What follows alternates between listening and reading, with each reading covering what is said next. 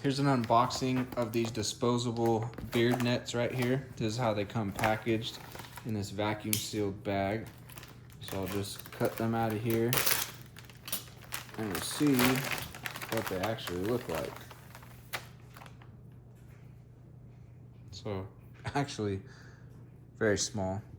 The bag makes it look like they might be a little bit bigger, but no, these are tiny, but very stretchable to stretch from a small face to a large face, no problem at all. And you can see it's definitely a nice net, no holes in it or anything like that. And here's the piece that you wrap around the back of your neck. Just a really thin piece of fabric. Totally easy to just toss these away when you're done with them. And grab another one, but there's so many in here. Looks like they're kind of tangled up.